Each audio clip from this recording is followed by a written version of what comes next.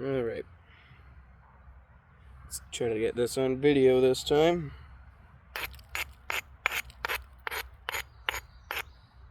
Working a piece of black obsidian. Purchased from Will Self. Been working on it for the past hour or so.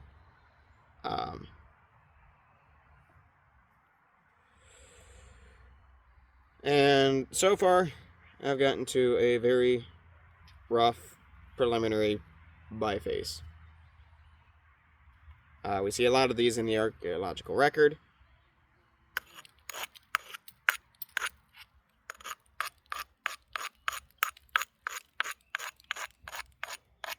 But a lot of them, at least it seems like, seem to be getting written off as hand axes. Now, I have dulled the edges of this to make it safe for me to handle, but if you look at the way that edge is shaped, that is not good for a hand axe. Not yet, anyways. This one ultimately will not be a hand axe, provided it stays together. It is just going to be a knife blade or dagger. One of the two. All depends on how well it wants to cooperate. And using only natural tools, I have a soft sandstone abrader, hard hammer,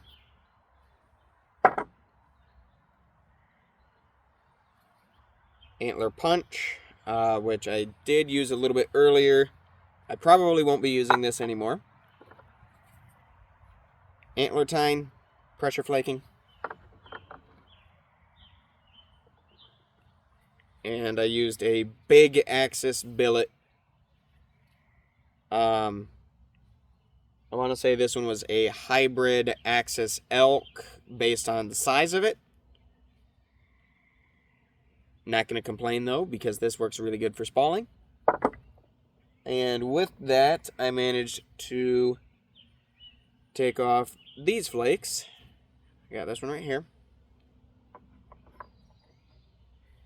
And this one right here.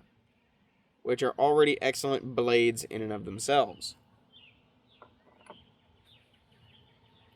And then we got this one right here. Also axis, actually from the same exact antler. If I remember right, it was this one right here. Yeah. At least I'm fairly certain that this was the one that was right here. If not, it was farther up the tine. But I do remember these are from the same antler.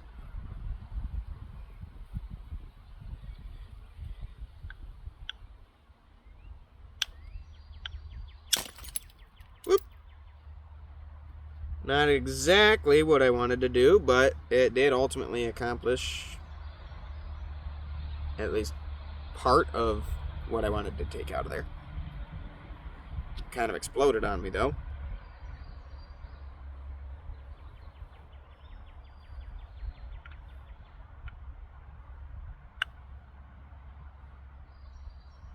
I got a couple of incipient cracks going in there, as Jack Crafty likes to call them. And that's gonna throw a bit of a wrench in right there. What the heck is moving around over there? There's some critter moving around in the woods behind me.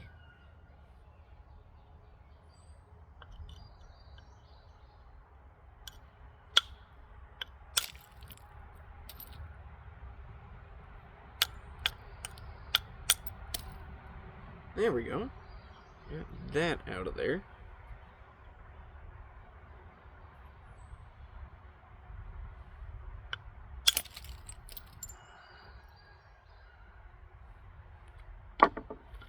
Now, when I'm out here doing this, lately, I've just been wearing a pair of off-brand Crocs. Picked up at Walmart. And I do it because unless I'm wearing work boots that I have tucked into my pant leg or my cowboy boots, I end up getting shards anyway. So I might as well just wear something I can quick slip off and then flip it over, dump it out. Oh, hello. That way I don't get them stabbing into the bottom of my foot.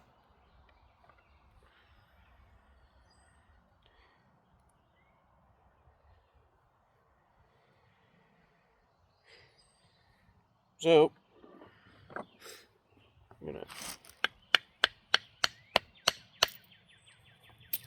Oh, there we go. Now that section decided to come out.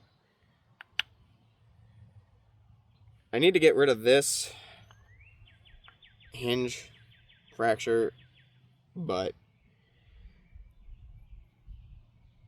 it's gonna be a little fun trying to do that.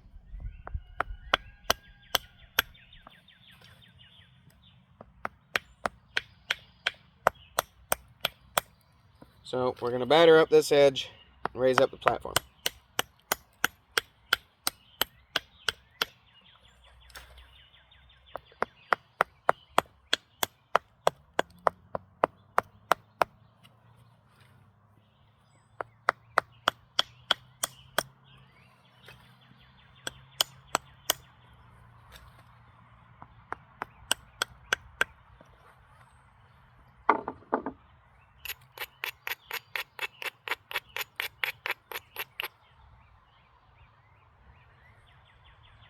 All right.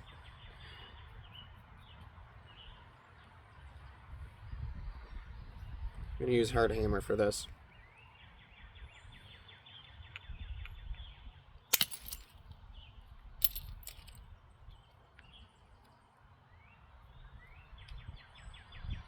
Because it gives instant results. Now granted, that's not exactly how I wanted to do that. So, I'm going to dress everything back up and see if I can't take a better flake.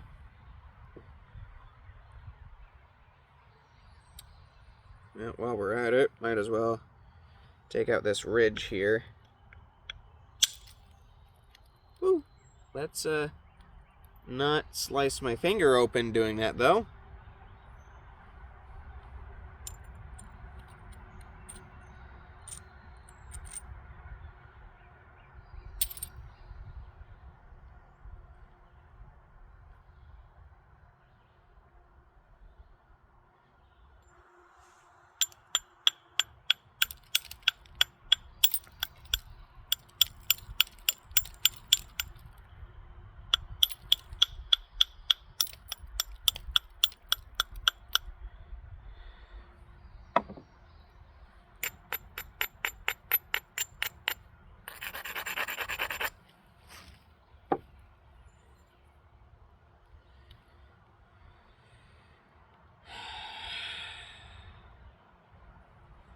Yeah, that is still less than ideal.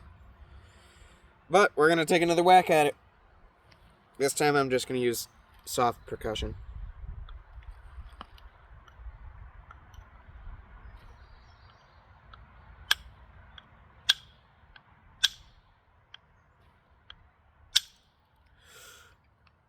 Ow. Oh, hello.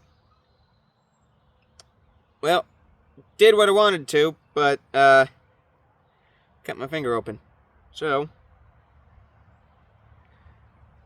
I'll be right back.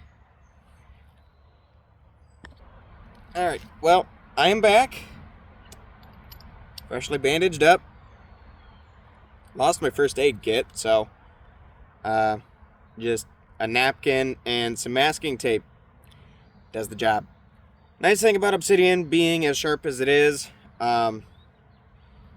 it's gonna that wound is gonna close up very, very quickly.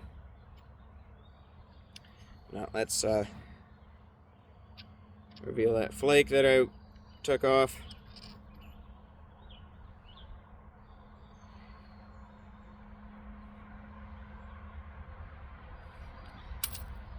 Now, for those of you who have never seen flint knapping before,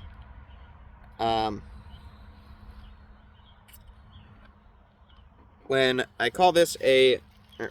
use this and I say soft percussion, I'm referring to the material being softer than the stone.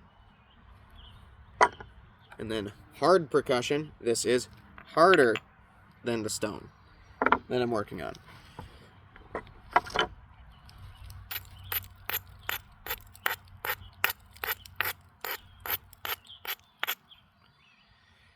Now that we got that out of there, now I'm bandaged up. Now we gotta take you another break. Be right back. Alright.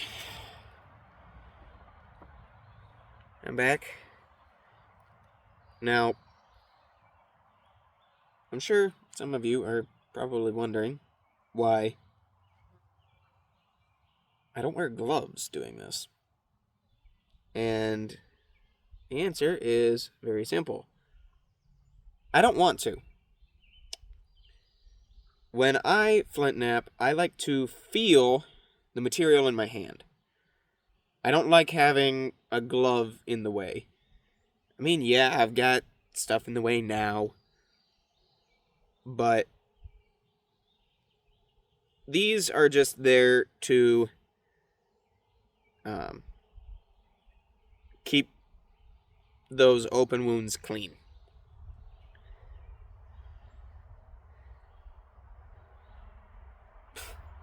But it happens. It's part of the hazard.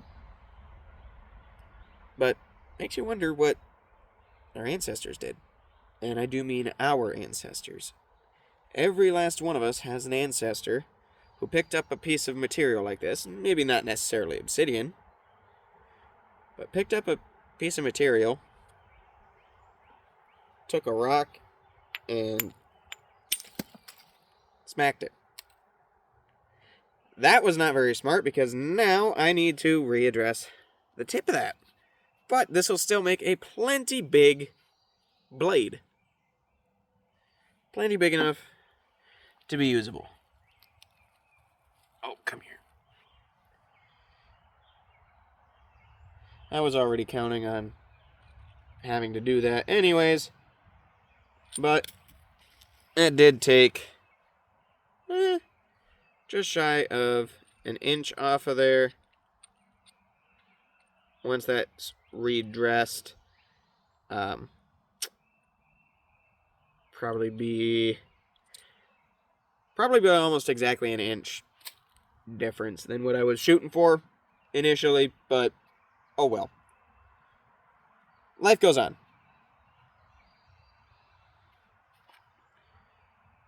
Let's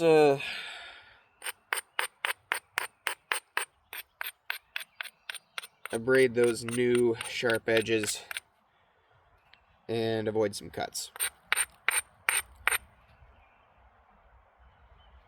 Because I don't think you guys want to sit here and see me apply more and more bandages to myself. And frankly, I don't want to sit here and keep applying more and more bandages to myself. And let's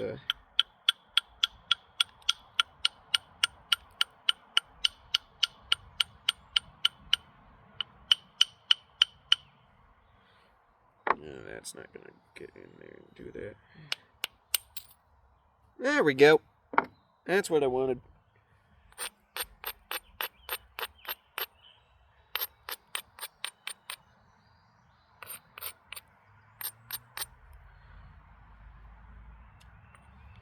Now, the reason I did that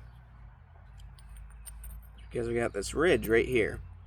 And I want to take that out.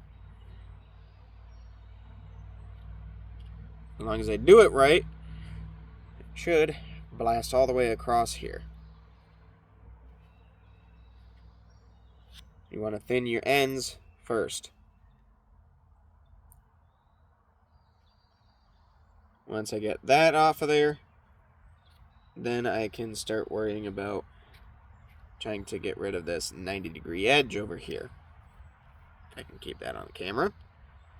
And this one back here.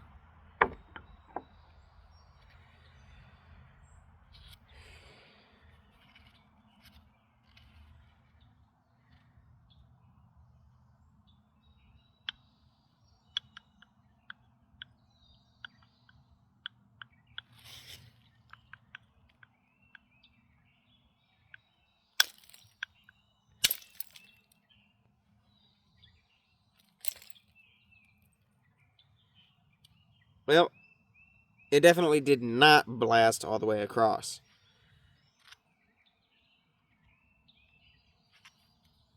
Stopped right there. Right there in the middle.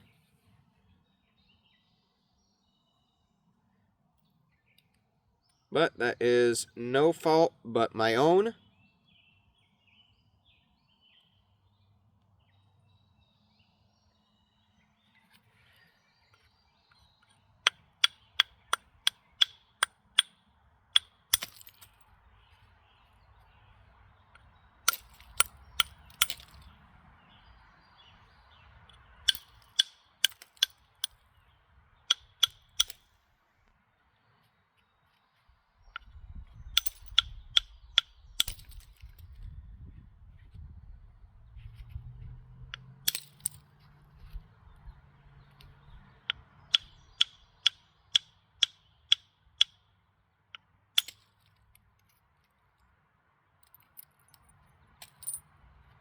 Probably get a little bird point out of that. Most of these flakes that I've knocked off are usable.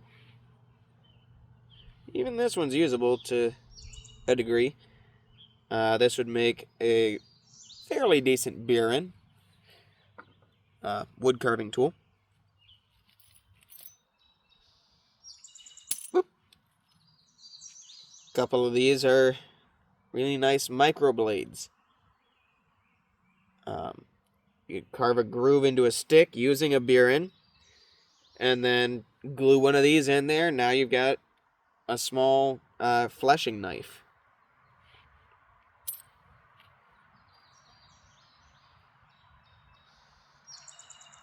Just about every single flake you take off of the parent stone can be used.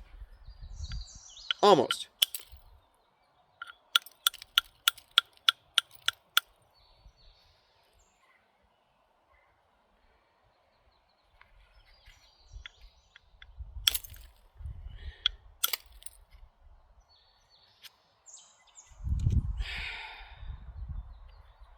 Well, working on getting rid of that square edge over here.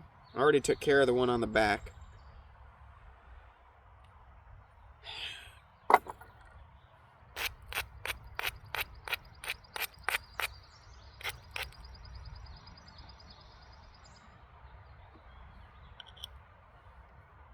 But sometimes you have to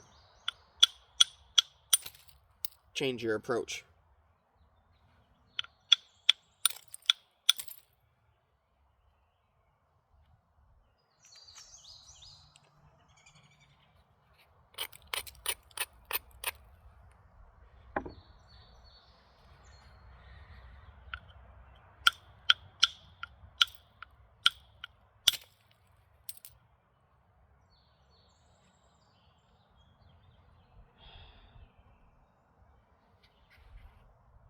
And ideally, without doing stuff like that.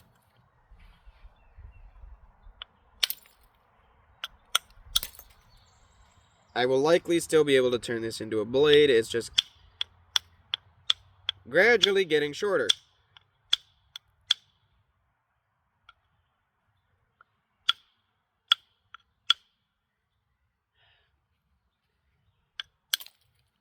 Another thing is you don't need to keep beating a dead horse. If a flake won't go, stop what you're doing step back, take a look at it. See what you're doing wrong. Because 90% of the time, it is something you are doing. Do not blame the stone unless it turns out, oh, there was a crack there that nobody knew about.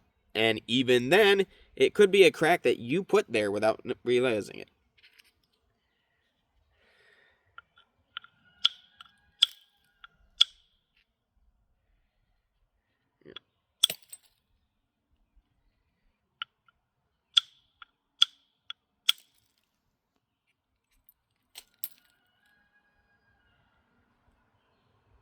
Now, we're getting somewhere. It's starting to look like a blade. It's still kind of thick and clunky.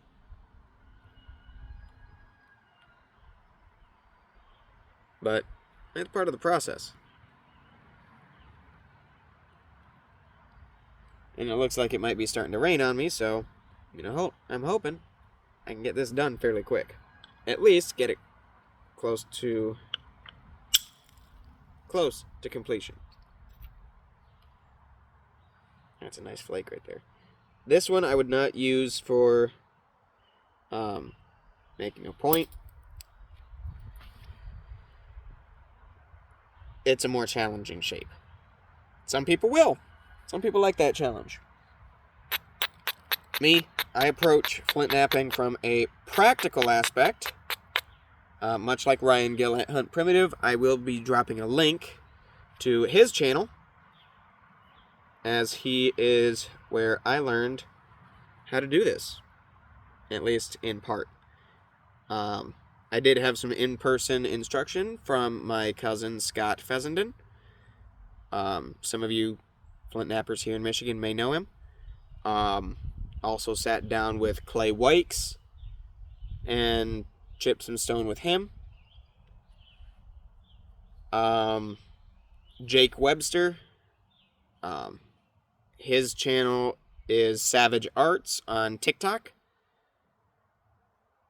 I learned from a multitude of sources.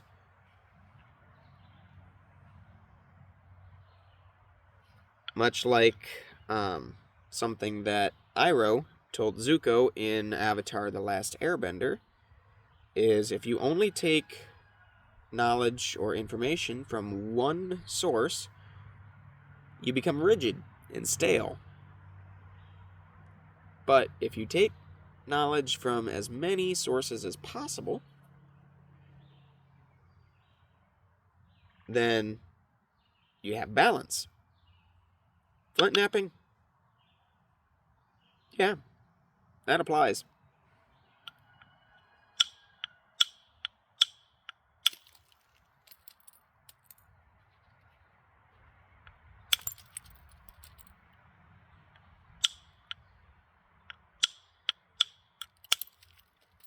So if you're coming and watching this video to learn how to, learn how to flint knap, this is not the video for you. I just tend to ramble on and on while flint knapping, so you guys get to experience that. So usually I just ramble on to myself. Sometimes you get really interesting flakes like that. Kind of looks like Wisconsin. Or, no, maybe not Wisconsin. It looks like something.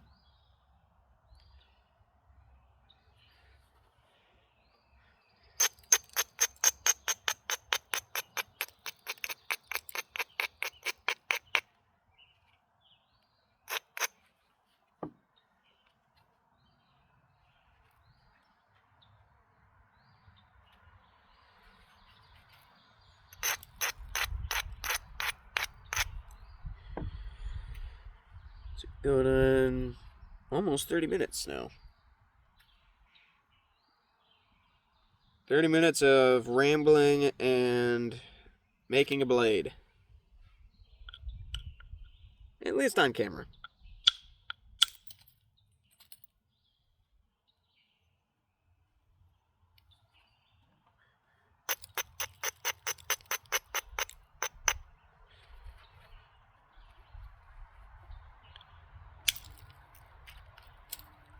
Now, a lot of people prefer to do their knapping on their leg. There are very few instances where I do. Predominantly that, at least for me, is early stage knapping only. Initial spalling, I will do on my leg.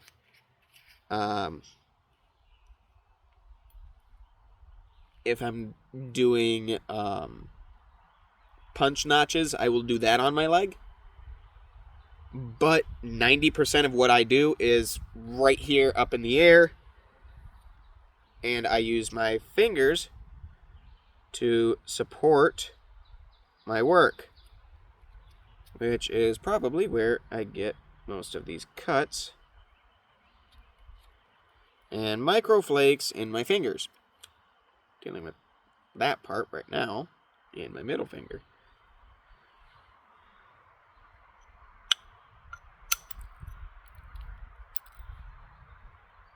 Also, get comfortable with changing up how you use your tools.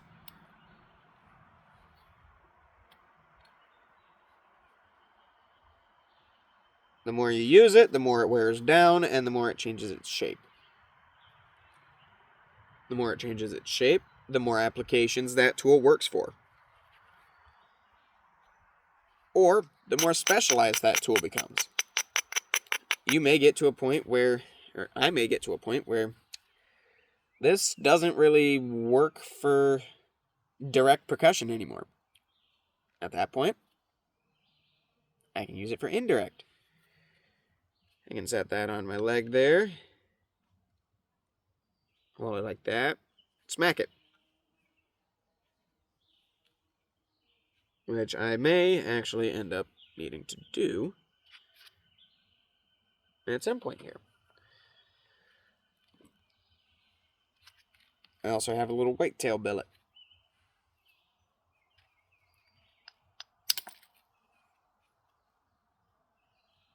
Also very helpful.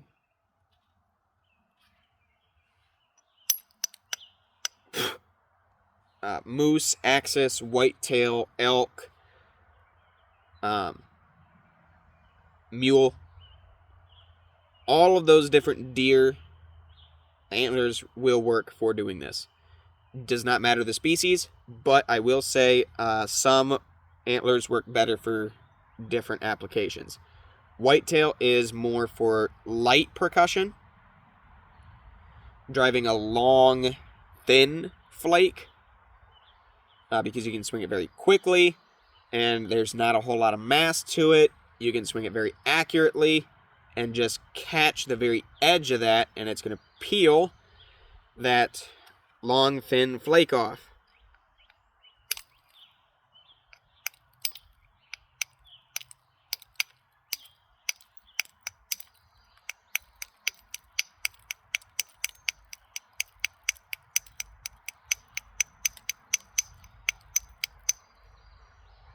Also works great for battering up an edge. At least in my experience, it does. Some people won't touch whitetail whatsoever.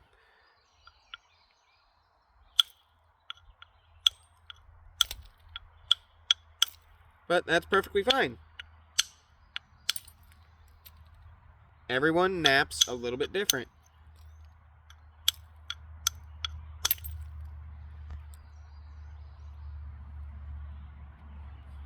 I prefer doing it like this, with natural materials, natural tools. Oop. That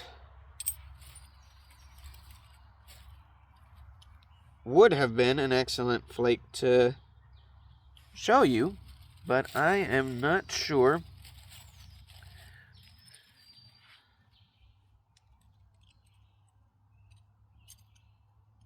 Yep, it was that one right there, at least part of it. Overshot flake. went all the way to the other side there, and it wrapped around. There's the proof that it did wrap around. But the flake did snap, so I'm not sure which one of the flakes down there is from that, so I am not going to be digging in crazy sharp blades looking for that. Y'all can forget it. Now I need to get rid of this section right here. Let's see. I can raise that up enough to get at it.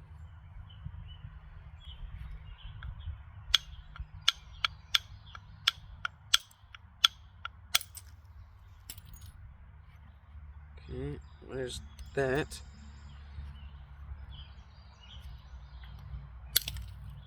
Haha! Got it.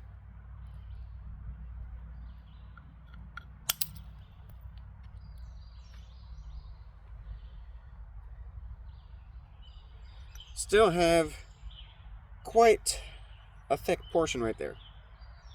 The rest of this is already pretty darn close to about where I want it for a knife blade anyways. But I do now have some new razor sharp edges. A braid for safety.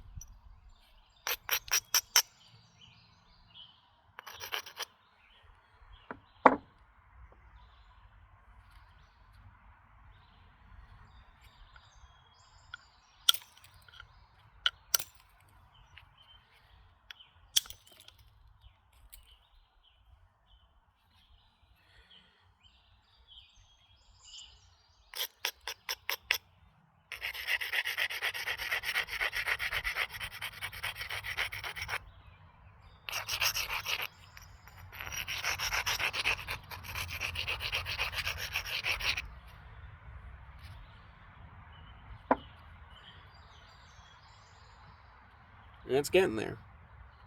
It's very, very close.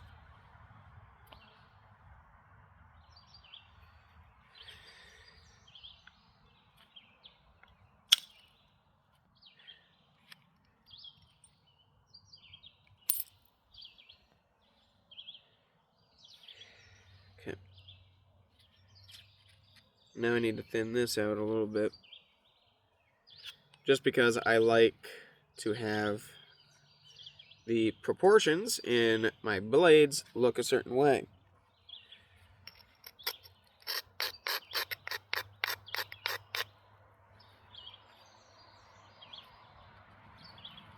Let's batter up that edge a little bit.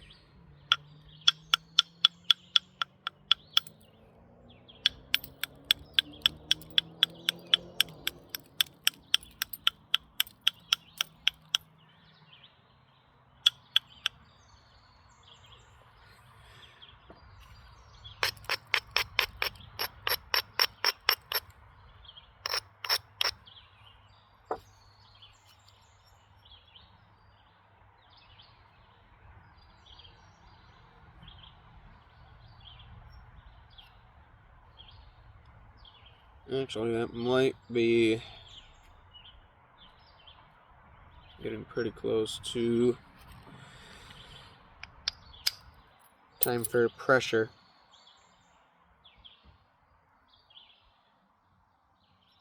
Yeah, it's getting close anyways.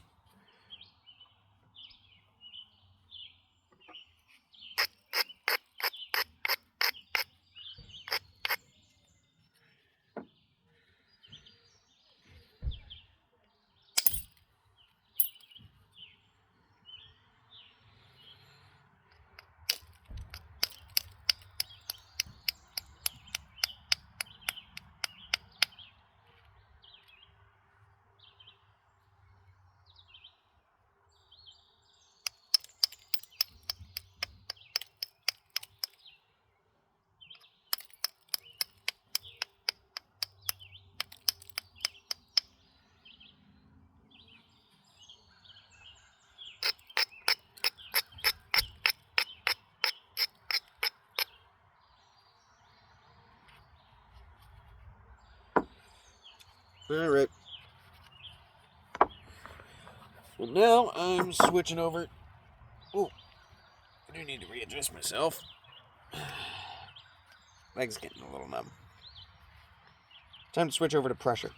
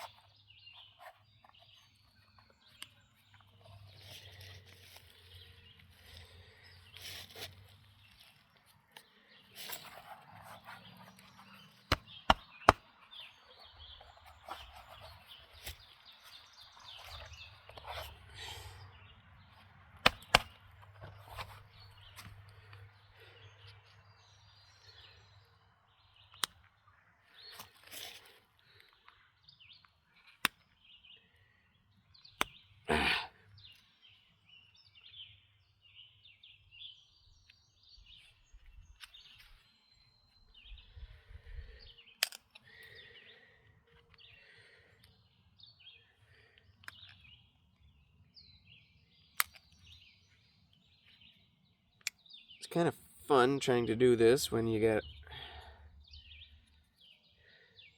a blister.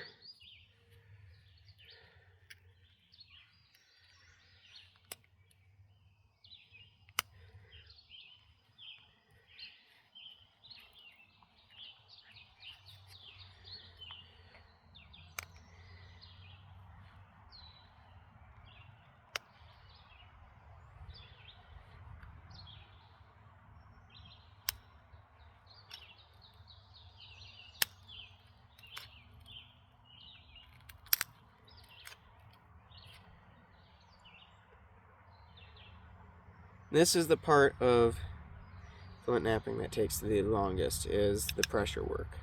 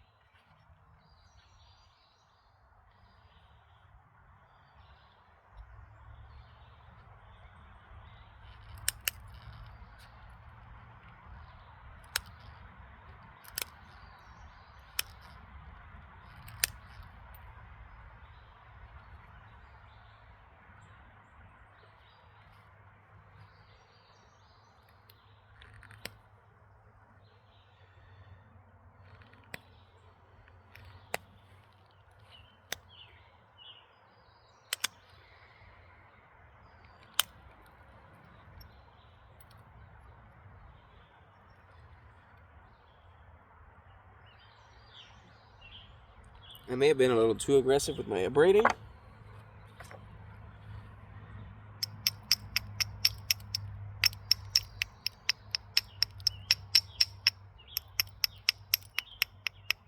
So I'm going to see if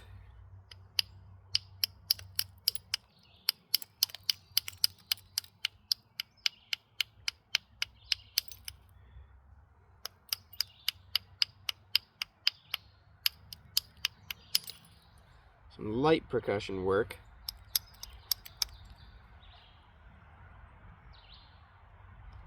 Very light percussion work.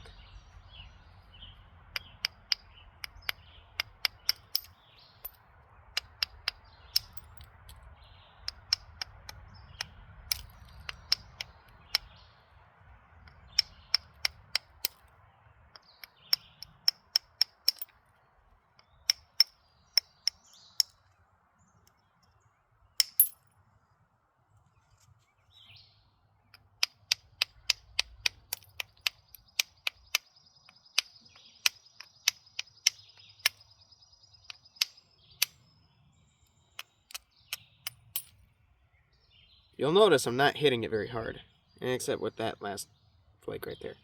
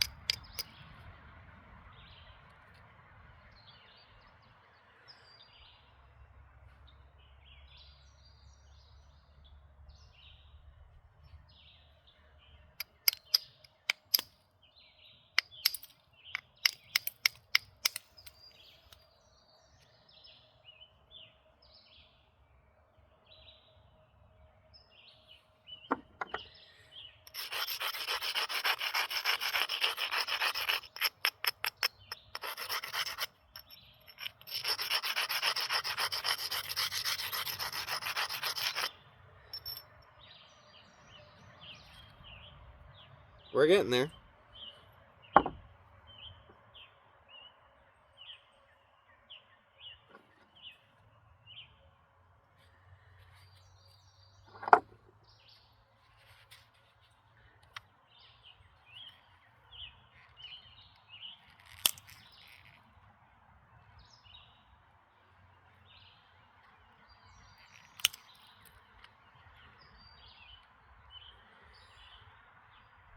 The fun part about doing pressure work, especially when working with obsidian, is making sure that you don't slip and slice your finger open.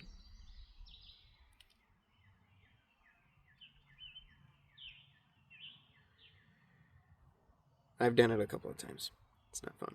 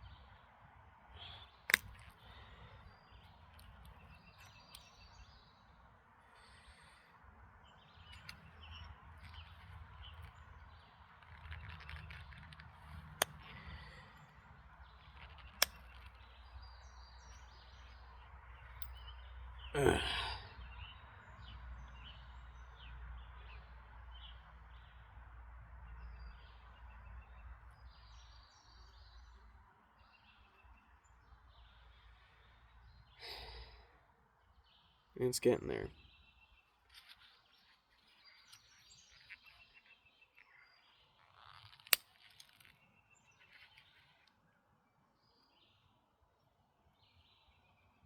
But I think, for the time being, I'm going to call it, because this blister on my finger is not helping me any. And I've already been working it on camera for a little over 45 minutes now. So, I guess we'll finish this later.